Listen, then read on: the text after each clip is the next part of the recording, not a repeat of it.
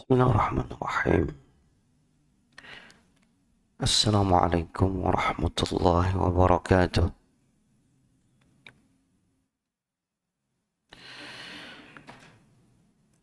Alhamdulillahi rabbil alamin. Wa asyhadu an la ilaha illallah wahdahu la syarika lah. Wa asyhadu anna Muhammadan abduhu wa rasuluh. Sallallahu alaihi wa ala alihi wa ashabihi wa man tabi'ahum bi ihsanin ila yaumiddin. Amma ba'd. Ma'asyiral ikhwah jamaah salat subuh rahimani Allah wa iyyakum. Kembali sejenak melanjutkan telaah kita dari kitab Mukhtasar Zadil Ma'ad yang diringkaskan oleh Al-Imam Syekh Al-Islam Muhammad Ibn Abdul Wahhab rahimahullah ta'ala. Ringkasan dari tulisan seorang alim rabbani, Al-Imam Ibn Qayyim rahimahullah ta'ala. Kali ini insyaallah kita memasuki pembahasan yang baru di pasal berikutnya di halaman 12 dari cetakan yang ada tentang faslun fi hadihi sallallahu alaihi wasallam fil wudu'.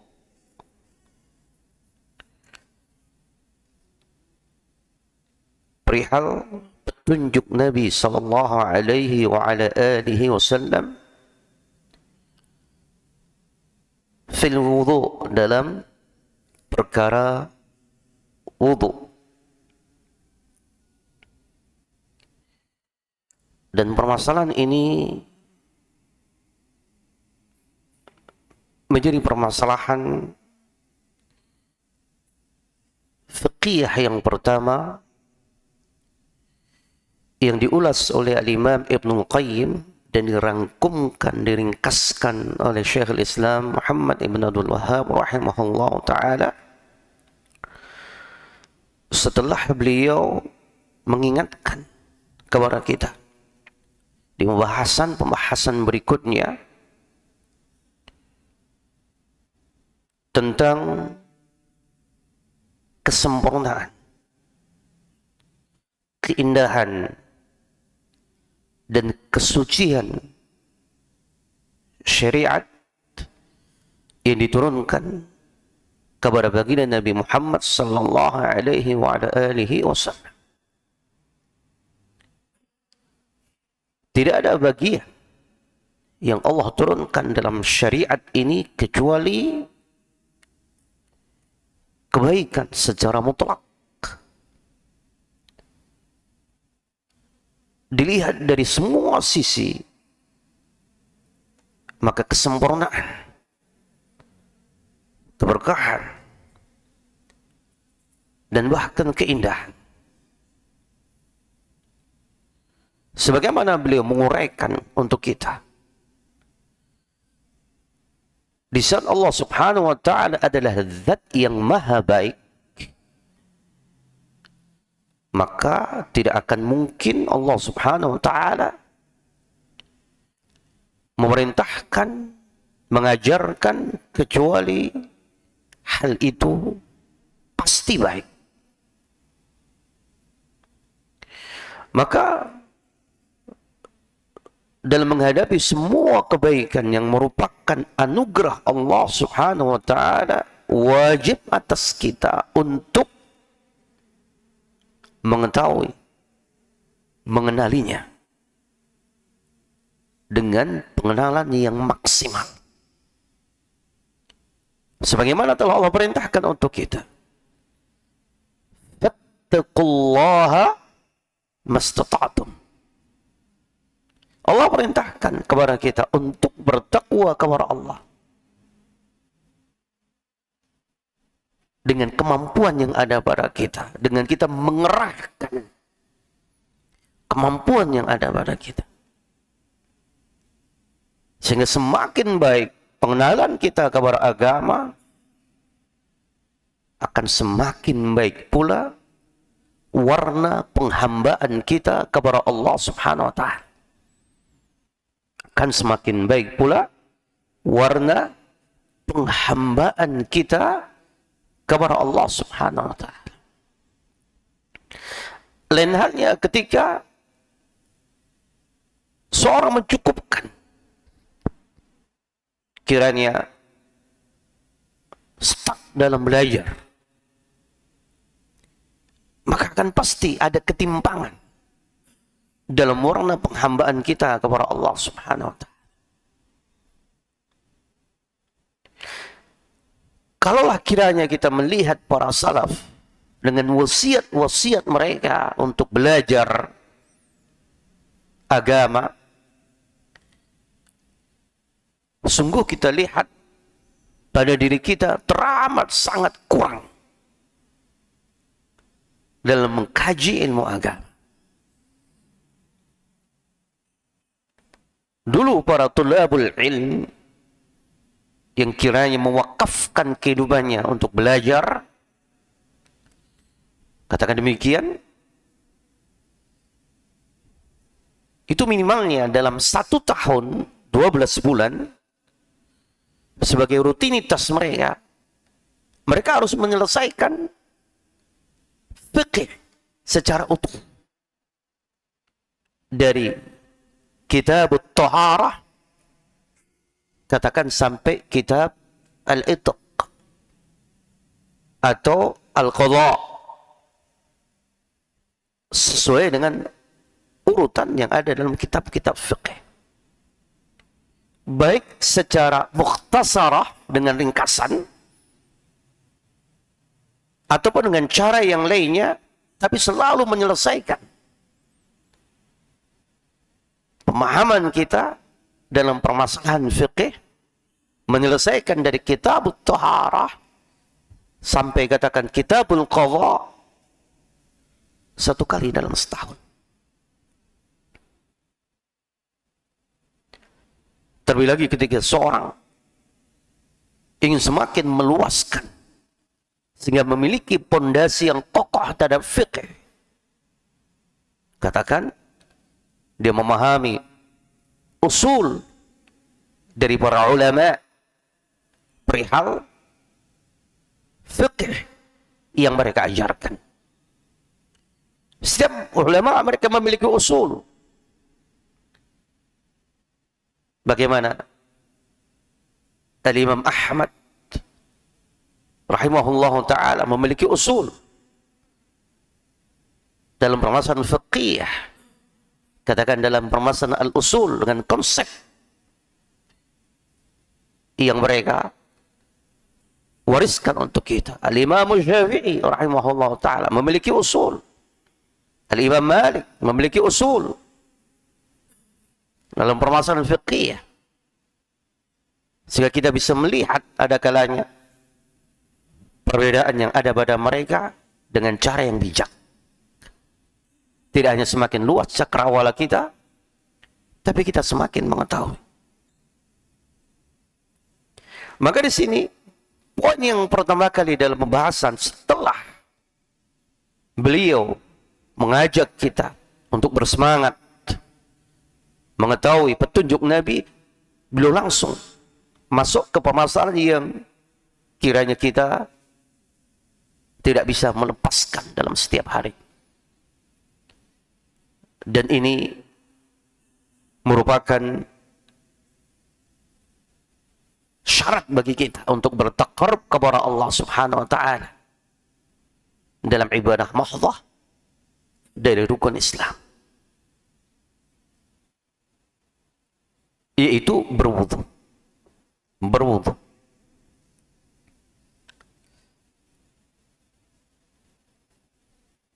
Ini sangat perlu bagi kita untuk memperhatikan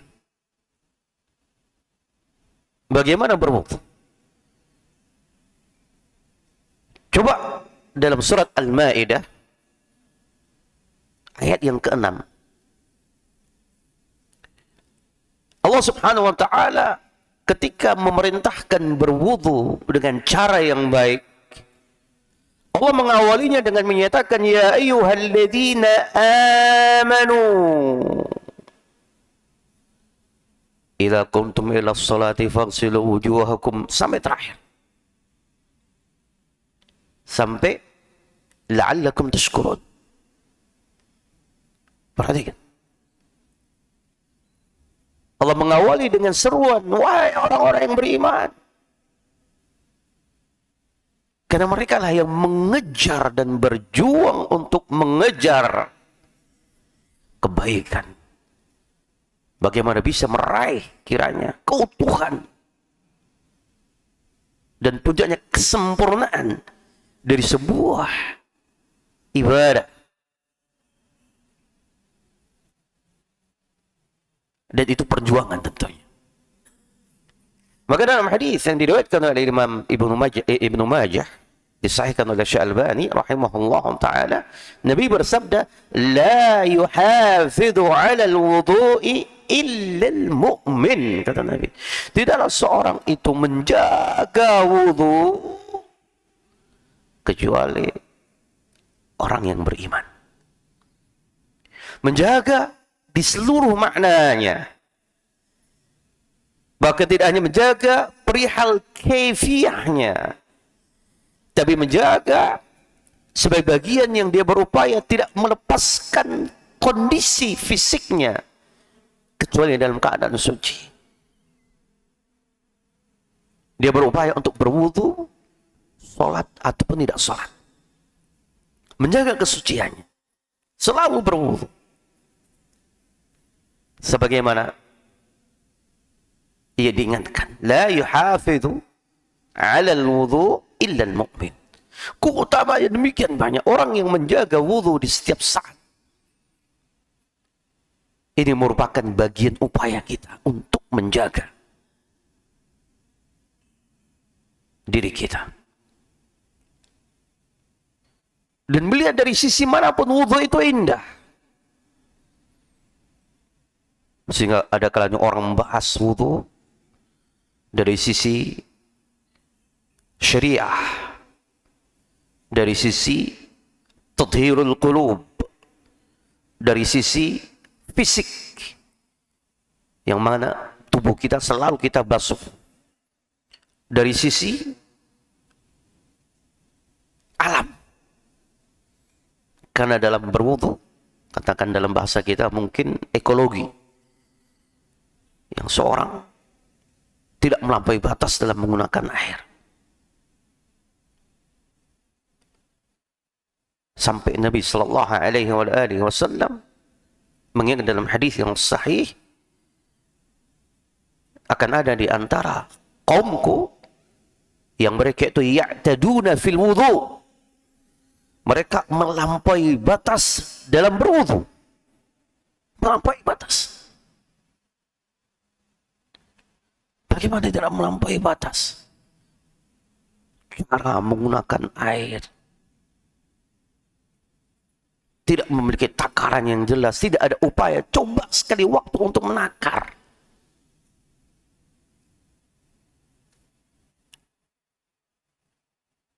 Dan coba mari kita simak apa yang beliau katakan. Beliau berkata, "Kana sallallahu alaihi wasallam yatawaddau li kulli salatin fi ghalibi ahyani."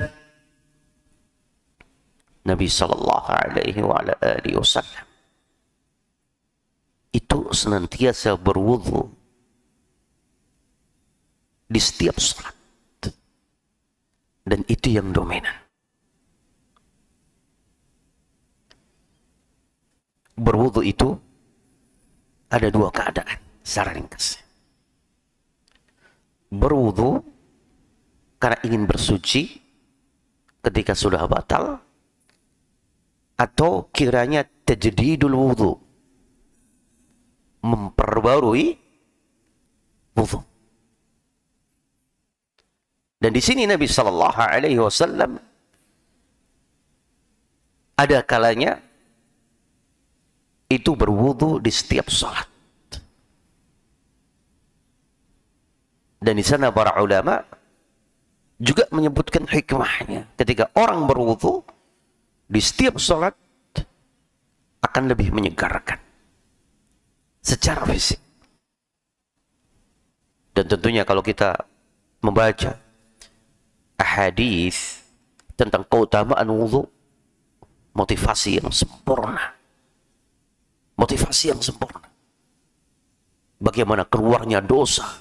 Seperti yang disabdakan oleh Nabi dengan sangat terperinci ketika seorang mencuci tangannya, berkumur, melakukan al-istinsyaq, al-istinthar, membasuh kepalanya, bagaimana ketika air itu menetes dari wajahnya, dari janggutnya, mulai saghair, dosa-dosa kecil itu berjatuhan. Subhanallah. Banyak tentunya. Baik. Wa rubbama shalla salawati biwudhu'in wahid. Ada kalanya pula beliau menunaikan beberapa salat dengan satu kali wudhu. Ada kalanya demikian. Melakukan salat dengan satu kali wudhu. Masya Allah. Ini bukti bahwa Nabi Sallallahu Alaihi Wasallam itu menjaga kesucian. Jika beliau mampu menjaga salat dan beberapa salat dengan satu wudhu, kondisinya beliau sangat menjaga taharah. Terlebih lagi ketika Nabi Sallallahu Alaihi Wasallam menunaikan salat, maka beliau berupaya menyempurnakan semua sisi yang akan tertunaikan salat itu sebaik mungkin, seindah mungkin, sesempurna mungkin dari semua sisi. Karena demikian Allah ingatkan. Allah ingatkan, khudhu zinatakum inda kulli masjidin.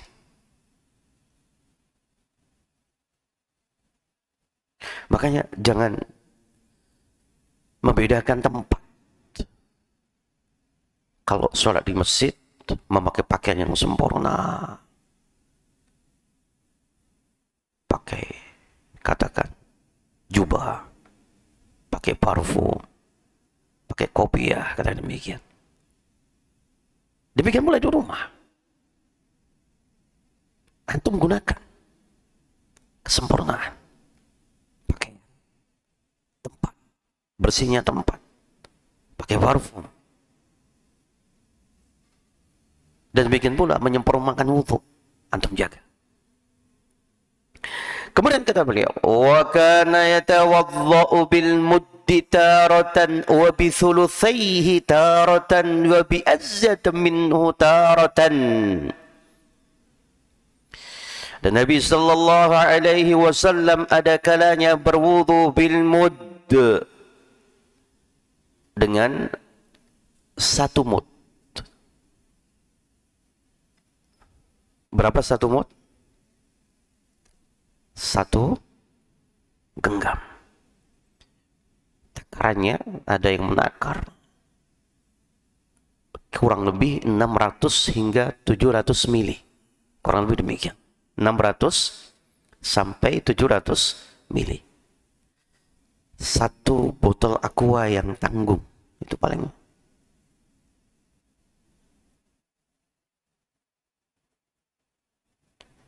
atau satu gayung. Katakan demikian. Satu gayung. Itu satu mud. Nah.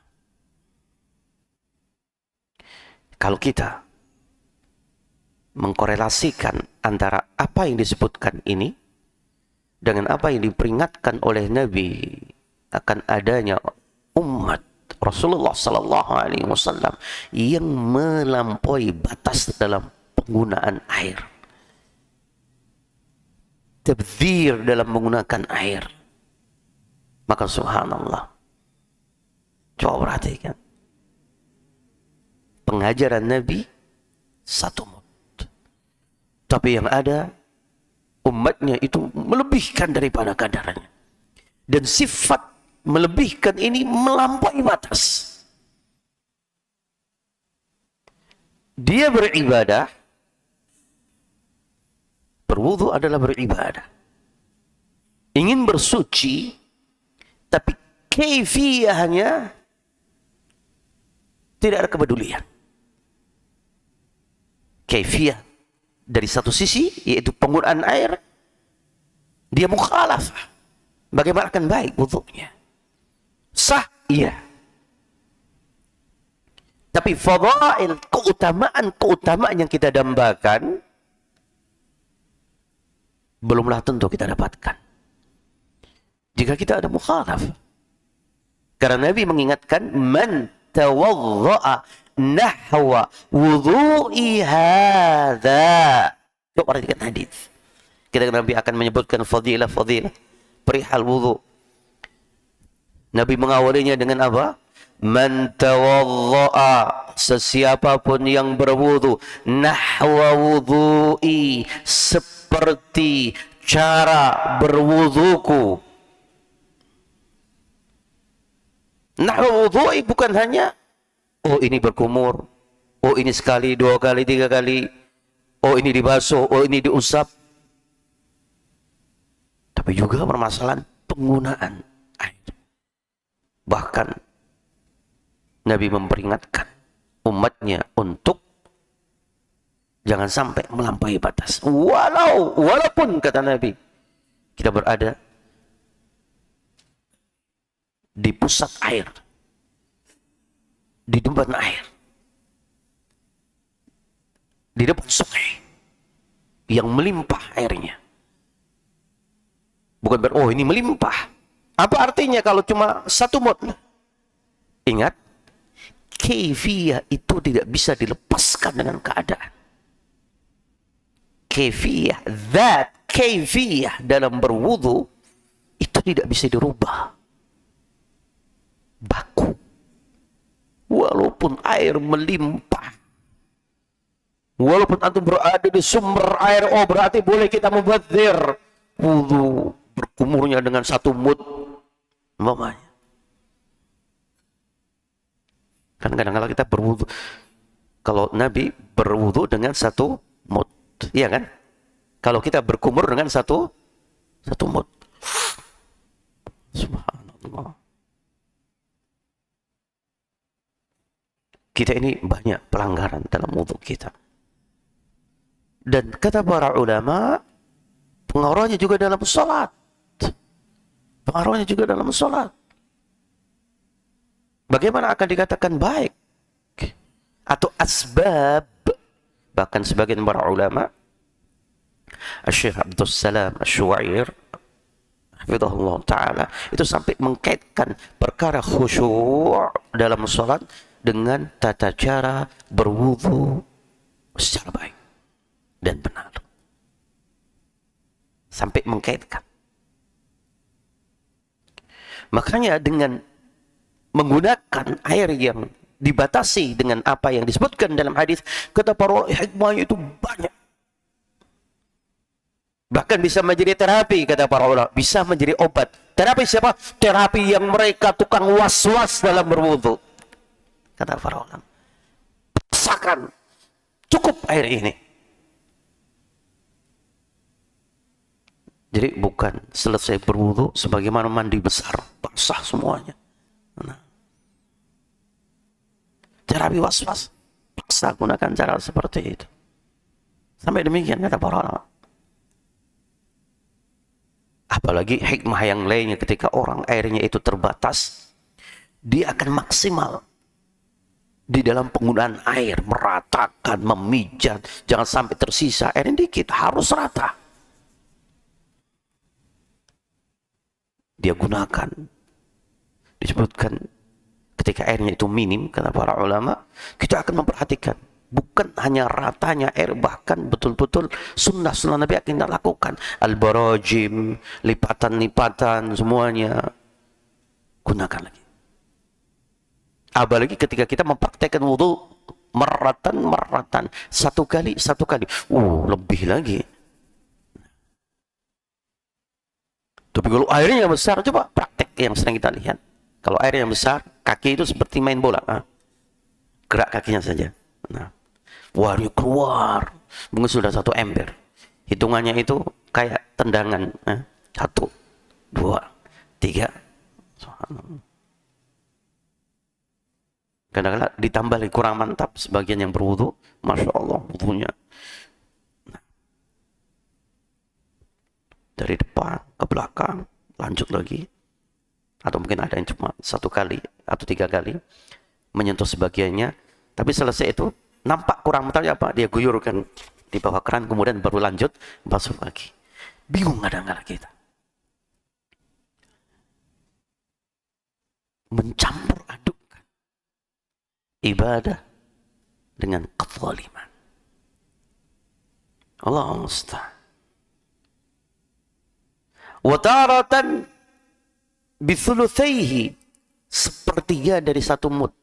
Berapa 1/3? Kalau tadi kita katakan 700 lah. 700 mili. Berarti kalau sepertiganya berapa? Kurang lebih ya 300 ya. 200 205. Kurang lebih demikian.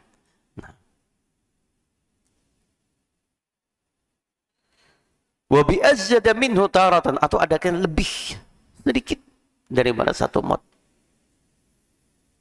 Masya Allah.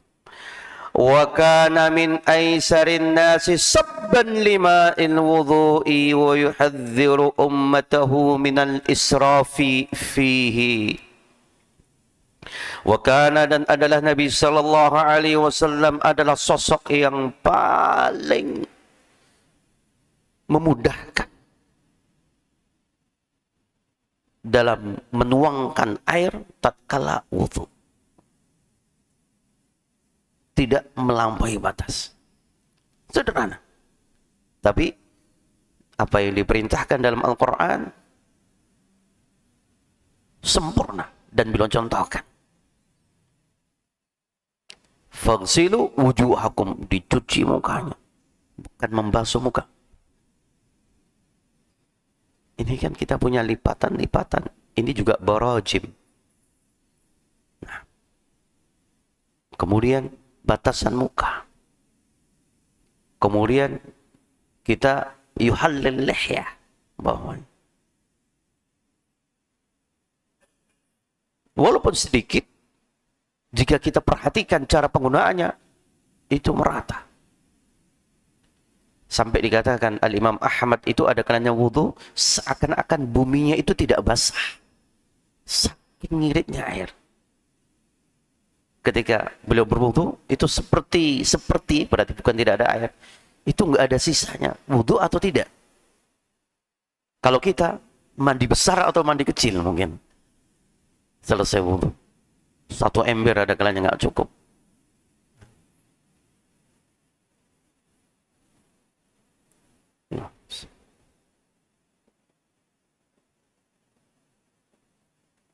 Berwudu diantaranya, kata Imam Syafi'i rahimahullah ta'ala, yang paling baik berwudu dengan air hujan.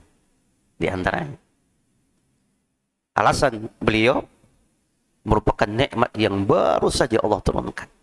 Nikmat, rahmat Allah. Yang belum tersentuh apapun. Kalau katakan bagi kita, alami, natural, langsung Allah turunkan, belum berkabung dengan apapun. Itu saat yang terbaik untuk berwudu. Makanya digunakan di antara terapinya, terapi sebagian penyakit itu hujan-hujanan. Jadi kalau antum ada di belakang rumah, tempat tertutup, lapang, keluar hujan. Sebagaimana Nabi ketika keluar langsung membuka apa? Kepalanya. Dan sebagai air yang paling bagus untuk berwudu. Allah turunkan air hujan itu liyutahhirakum bih, untuk mensucikan kalian.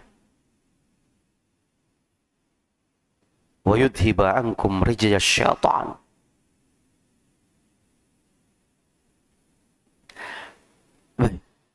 Wa yuhadziru ummatahu, dan beliau memperingatkan umatnya, kita semuanya, minal israfi fihi, dari melampaui batas, fihi, di dalam penggunaan air tatkala berwudu. Jangan israf. Jangan israf. Bukan karena air hujan sama-sama turun di tanah juga. Kalau kita kumurkan, kita buang juga ke tanah, jangan seperti itu. Tetap kaifiyah tidak bisa dirubah. Ajaran itu baku. Syariat itu baku, ingat.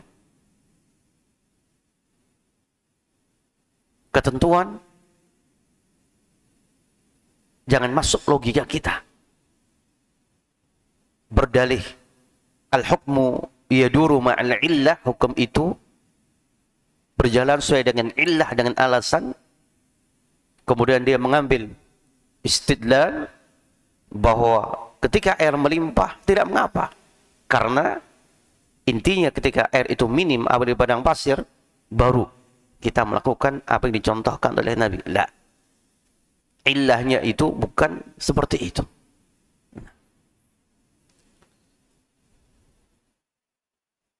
Yang menyedihkan, kita yang bukan talibul ilm, tapi kita yang mengambil illah. Kita yang mencari illah. Kemudian kita lanjutkan, wa sahha anhu annahu tawadda'a marratan wa marrataini wa thalathan wa thalatha wa fi ba'd al-a'dha'i marrataini wa ba'daha thalathan.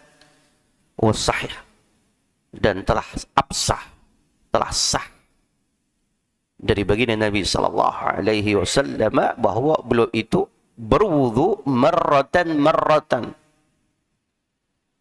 sekali, atau dua kali, atau tiga kali. Tidak ada silang pendapat di kalangan para ulama yang paling afdal tiga kali. Tapi ada kondisi tertentu juga para ulama sebagai mereka membahas satu kali lebih afdal, sesuai dengan kondisi. Orang yang antrinya banyak,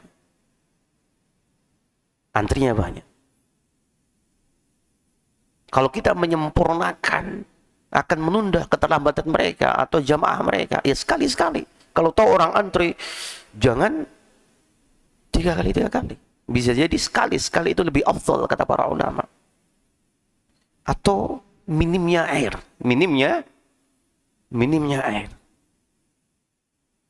Yang tidak banyak. Di saat kekeringan, di saat kondisi tertentu. Disebut oleh para ulama. Jangan memaksakan, mantepnya itu kalau tiga kali. Nah, betul itu afdal di saat yang memang sewajarnya. Nabi memberikan pengajaran untuk kita bahwa segala sesuatu dikondisikan. Tentunya sesuai keadaan yang real, bukan dibuat-buat. Dan bukan berarti tidak boleh. Walaupun lapang, kemudian kita hanya sekali, sah.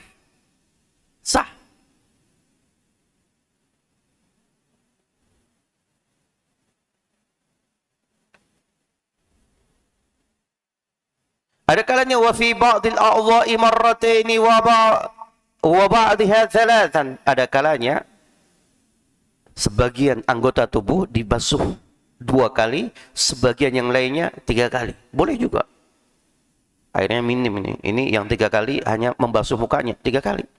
Wah, ini saya belum bisa. Kalau ini 1 botol aqua 3 kali saya belum bisa. Mungkin saya gunakan membasuh mukanya 3 kali, tangannya 2 kali, kakinya berapa? 1 kali, nggak apa-apa. Mampu 3 kali dengan air seperti ini, tidak mengapa. Atau 1 kali. Hikmahnya kalau 1 kali, bahkan kita bisa perhatian dengan bagian tubuh.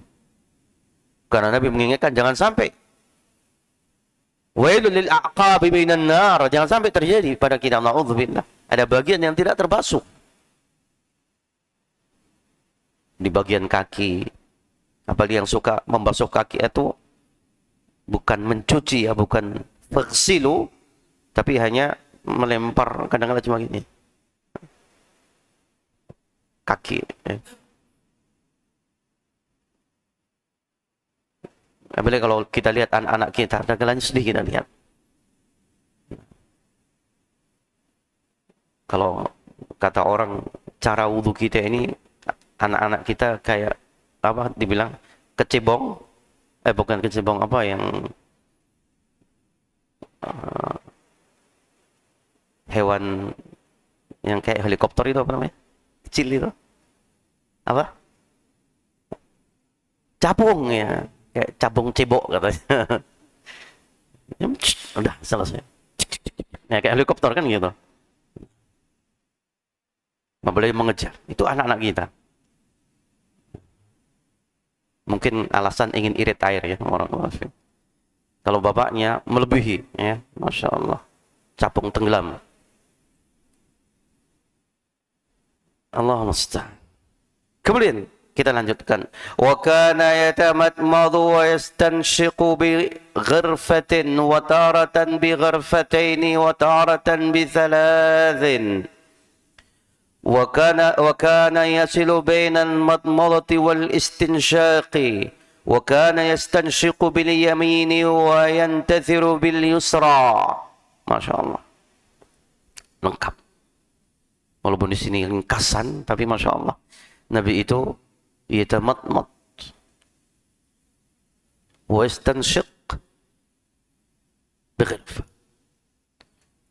Nabi ketika berkumur dan memasukkan air di hidung itu dengan satu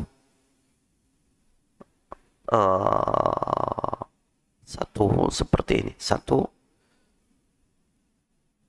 bagian, bukan satu gayung ya. Nah, kalau kita bilang satu gayung baru sudah habis 700 liter. Ketika dikatakan seperti ini, itu bukan berarti penuh. Bahkan itu cara menghemat. Satu digunakan masuk di dalam dan sebagian digunakan untuk dimasukkan di mana? Di hidung.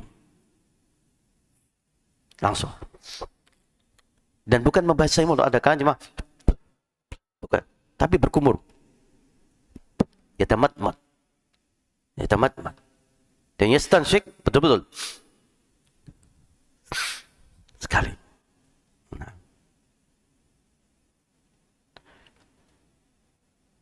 Ada kalanya dengan beliau lakukan 2 kali, 3 kali, sesuai dengan cara wudhu yang diajarkan oleh Nabi. Wa kana yaslu bainal matmat wal istinshaq, dan adalah Nabi menggabungkan antara berkumur, sesuai tadi yang kami sampaikan, menghirup. Wa kana yastanshiqu bil yamin, ketika memasukkan itu dengan tangan kanan. Wastanthiru bil yusra, dan mengeluarkannya dengan tangan kiri. Seperti itu. Jadi ingat cara mengambilnya. Berkumur, kemudian keluarkan. Masya Allah. Itu cara. Dan identik, Masya Allah, tangan kiri itu untuk apa? Mengeluarkan. Masya Allah. bersih, untuk membersihkan. Nah, membersihkan bagian hidung.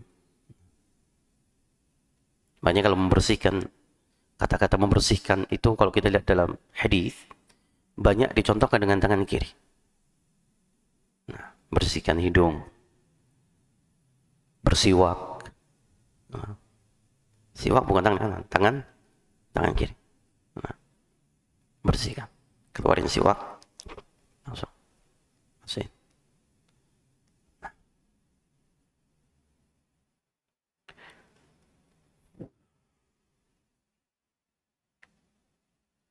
Kemudian wa kana yamsahu ra'sahu kullahu wa taratan yuqbilu bi yadayhi wa yudbiru bihima. Wa kana yamsahu, dan adalah Nabi sallallahu alaihi wasallam mengusap ra'sahu, kepalanya, kullahu, semua bagian. Wa taratan yuqbilu biyadayhi wa yudbiru bihima. Caranya mengarahkan kedua tangannya biyadayhi ke arah belakang, kemudian dikembalikan ke arah depan. Nah, caranya seperti ini, ke bawah, kemudian dikembalikan lagi ke depan. Walam yasihha annahu iqtasara ala mashi ba'di ra'sihi al-battah.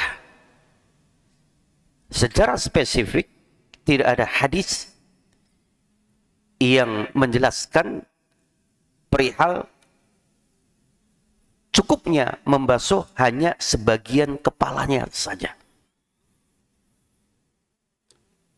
Dan ini tentunya pendapat beliau dan para ulama tentunya. Ada sebagian para ulama yang lainnya dari kalangan Syafi'iyah boleh sebagian, karena ba yang disebutkan itu mengisyaratkan, bisa mengisyaratkan untuk ba'diyah, sebagian, tidak mengharuskan. Khilaf di kalangan para ulama sesuai dengan usul kaidah yang mereka miliki, dan akhirnya kita pun berlapang dada jika memang para ulama yang bersilang pendapat adalah pada kapasitasnya. Dalilnya sama, ada kalanya tidak ada perbedaan, dalilnya sama. Tetapi mereka mencatatkan bahwa yang ada kalanya kurang dari sebagian,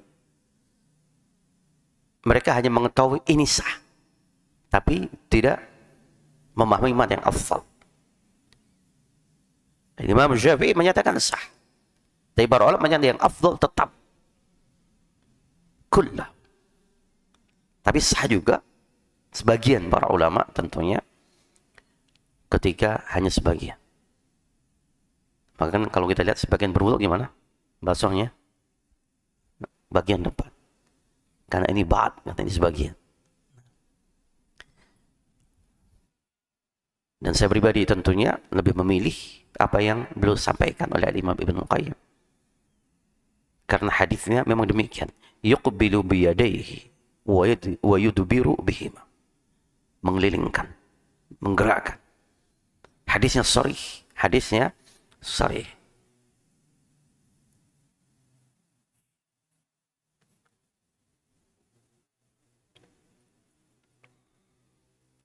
Kemudian kata beliau, lakin kana idza masaha ala nasiyatihi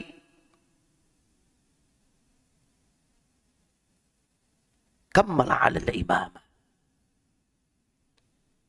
Ketika Nabi sallallahu alaihi wasallam membasuh nasiyah, itu apa namanya ini ya? Ubun-ubun ya. Nah, dan tatkala beliau memakai imamah, maka beliau sempurnakan. Ingat, imamah yang dipakai, yang menyulitkan untuk kita melepaskan ketika akan berwudu, maka tidak perlu dilepas. Tidak perlu dilepas. Dan beliau menyatakan tetap menyempurnakan imamah, pengusapan di atas, kemudian melakukan sebagaimana cara berwudu dalam pengusapan.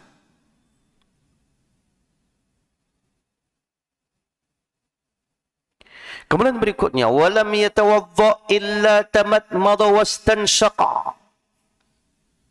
Tidaklah beliau pernah berwudu kecuali akan pasti beliau berkumur dan menghirup air di hidung.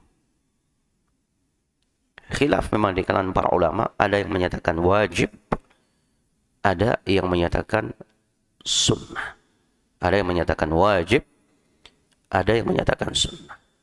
Yang menyatakan sunnah telah mencukupkan arkanul wudu itu sebagaimana dalam surat Al-Maidah ayat yang ke-6. Jadi cukup ketika air terbatas membasuh muka tanpa berkumur. Apalagi air terbatas semuanya. Air yang kalau kita berkumur habis semuanya. Sebagian. Baik, itu tentunya dalam permasalahan fiqhiyah, saya yakin antum sudah belajar dan terus belajar. Terus belajar.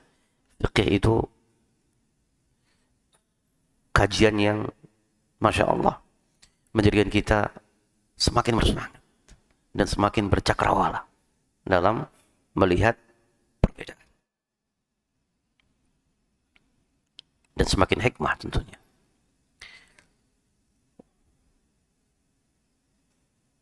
Walam yuhfad anhu annahu akhalla bihima marratan wahidatan.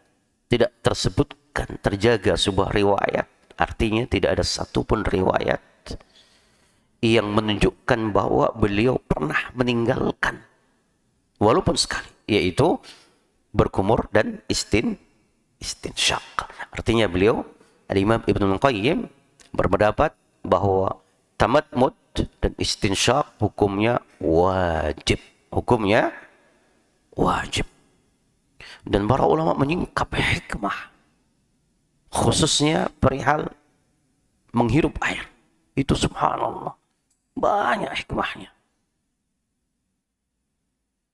Bahkan syaitan itu juga, apalagi orang yang tertidur, di antaranya bersembunyi di mana? Di tempat yang paling kotor, yang paling nampak itu hidung. Jadi kita bersihkan dengan cara sehari minimal 5 kali kita istinsyaq, bersih. Banyak orang yang menyebutkan hikmahnya. Ada yang bilang menyegarkan tubuh, ada yang menguatkan saraf-saraf yang ada di otak sehingga kuat, membantu kuat hafalan, dan yang lainnya. Hikmah yang bisa jadi benar, bisa jadi katakan salah. Tapi lepas daripada itu semuanya, istinsyaq hikmahnya banyak, manfaatnya banyak. Minimalnya membersihkan, kalau secara fisik membersihkan hidung, Masya Allah. Kecuali jika di bulan atau di waktu puasa, maka istinsyaqnya jangan sampai terlalu dalam sehingga bisa masuk ke mana? Masuk ke tenggorokan. Yang artinya pula yubalik fil istinsyaq itu sunnah atau suatu yang dianjurkan. Kalau bisa lebih mendalam, lebih baik. Akan lebih membersihkan lagi. Kalau memasukkan, menghirupnya wajib. Sampai lebih dalam lagi, Masya Allah, kalau mampu. Sehingga semakin bersih. Sehingga selesai wudhu itu fresh. Terasa memang agak bagaimana, tapi apa? Hilang ngantuknya. Hilang ngantuknya. Makanya kalau ingin hilang ngantuknya, di antara dengan berwudu dan wudunya benar. Di antaranya perhatikan istinsyaqnya. Nah. Baik. Wa qad sarraha al-Imam Ibnu Qayyim fi aktsar min mawdhi'in min kutubihi, untuk menjelaskan perihal wajibnya menghirup, maka Al-Imam Ibnu Qayyim itu menukilkan tidak hanya sekali, berulang kali dan cukup banyak dalam kitab-kitabnya perihal berkumur dan istinsyaq. Karena kadang-kala sebagian kita tidak berkumur, tapi membasahi mulut. Bukan boleh dikeluarkan. Ya. Beda kan? Ada yang apalagi yang mengejar. Ya tamat itu menggerakkan seadanya. Kalau airnya banyak penuh nggak bisa. Adanya disemprot saja tinggal. Tapi kalau airnya dikit dia paksakan. Dia ratakan, baru dibuang. Tapi kalau banyak nggak bisa. Bagaimana mau ya tamat? Itu juga hikmah ketika sedikit kita gunakan.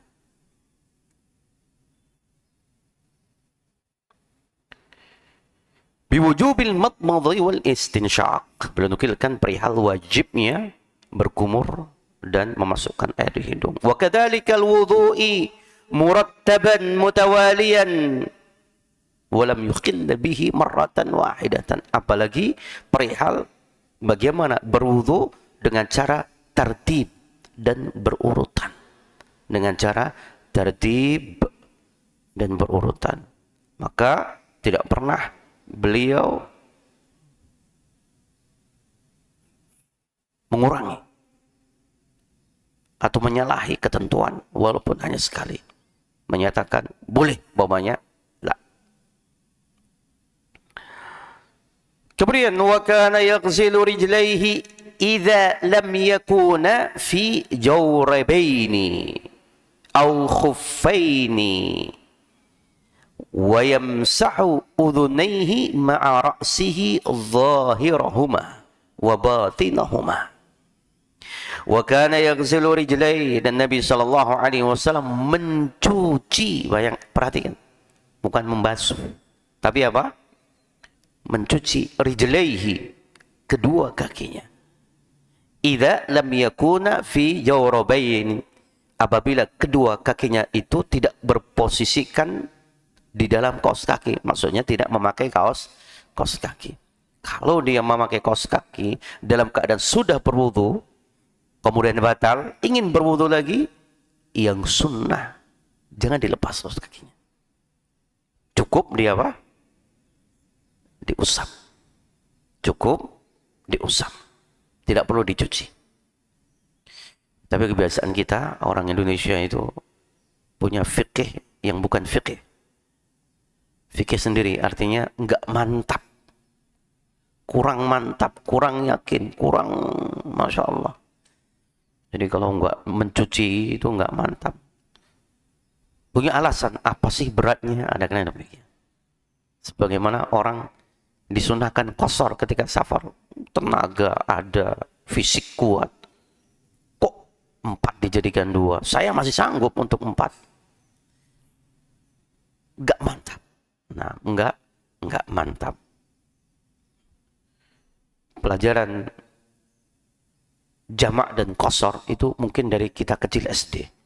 Tapi yang mempraktekkan minim sekali. Kalau kita berhenti di rest area, sholat, kita qasar, semua orang bingung. Kita bilang, kita mau qasar, langsung menyingkir. Hampir nggak ada yang qasar kadang-kadang. Bingung, ini mungkin mereka melihat ini sholatnya aneh, kok cuma 2 rakaat. Apalagi antum berwudu 1 kali ketika safar, melihat antrian orang, air terbatas, semuanya wudu cuma sekali. Wah, ini aneh lagi.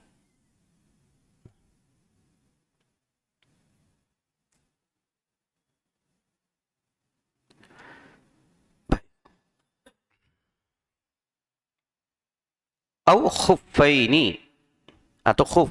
Kita orang Indonesia nggak ada yang pakai khuf ya. Kaos kaki tapi dari kulit. Dari kulit. Elastis. Itu orang Arab biasanya pakai khuf, kemudian pakai sepatu. Kaos kaki, khuf, sepatu. So. Apalagi musim dingin. Kalau musim dingin seperti ini di Timur Tengah, itu mereka pakai seperti itu, pakai nggak melepaskan khuf, karena kalau dilepaskan dinginnya itu sampai menusuk, ada kalanya menyisakan warna-warna hitam yang kemudian menjadi luka, pada akhirnya keluar darah. Itu kalau musim dingin. Maka mereka selalu memakai kaos kaki. Dan indahnya agama kita, ada fiqh, hadis mengajarkan kepada kita bagaimana menghadapi cuaca atau musim dingin. Menghadapi cuaca atau musim dingin. Baik, demikian yang bisa kami sampaikan. Sedikit dari apa yang kita baca. Semoga menjadi pelajaran untuk kita. Dan kita bisa mengamalkan tata cara berwudu yang benar. Kadang-kala kita wudu 3 kali, tapi tidak, cara hitungnya tidak tahu saya sebagian. Terutama ketika kita menggunakan keran. Cara hitungnya bagaimana? Selesai sekali, kadang-kala benar ini 3 kali. Nggak mengapa. Kaki 1 kali. Dan memang prakteknya seperti itu saya lihat. Semua 3 kali kecuali kakinya, karena kakinya basuhnya sekali. Gimana akan membedakan? Karena kerannya hidup terus. Makanya tidak ada salahnya untuk berwudu, keran nyalakan, matikan, basuh lengkap, sebagai mencuci tangan atau sebagai mencuci muka, sempurna. Gosok semua bagian-bagian barojimnya, cuci lagi. Kan 3 kali. Mencuci 3 kali, bukan mencuci sekali, basuhnya 3 kali. Kan sebenarnya gitu. Gosoknya sempurna sekali, kemudian sisanya kan gini. Itu berarti setengah mencuci, setengah membasuh. Ya. Baik, ini yang bisa kita sampaikan. Subhanakallahumma wa bihamdika asyhadu an la ilaha illa anta astaghfiruka wa atubu ilaik. Assalamualaikum warahmatullahi wabarakatuh.